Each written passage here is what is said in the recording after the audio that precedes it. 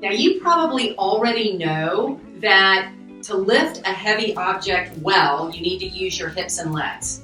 Bonus points if you added the core into that group.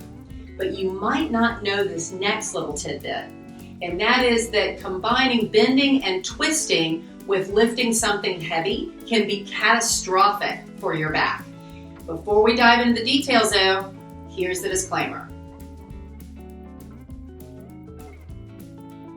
This is the type of motion you might use when you're rearranging furniture or relocating a potted plant or moving a heavy box from here to there, or when shoveling snow or mulch or whatever it is you have to shovel. The fact is that when you combine bending through the spine with twisting through the spine, you're actually putting the motion segment, that is the two vertebra bones with the disc in between, into a mechanical bind.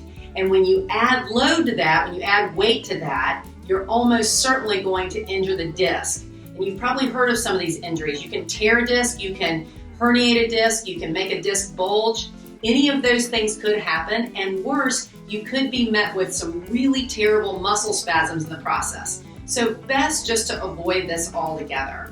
So the next time you need to lift a heavy object and move it from over here to over there, here's how I want you to do this. You're going to turn and face the object. You're going to get really close to it. So number one, get close to your object. Number two, use your hips and legs to reach the object, and use your hips, legs, and core, like we just talked about, to lift the object. Now, number three, and here's the most important part, you're going to move your feet before you relocate the object. Simple, right? Simple doesn't mean it's easy. You have to stop and think about it, but it is worth it because it can save your back. Now, if you found this helpful, please go ahead and hit that like button, share it with friends and family that need to hear it, and until I see you next time, keep moving and be well.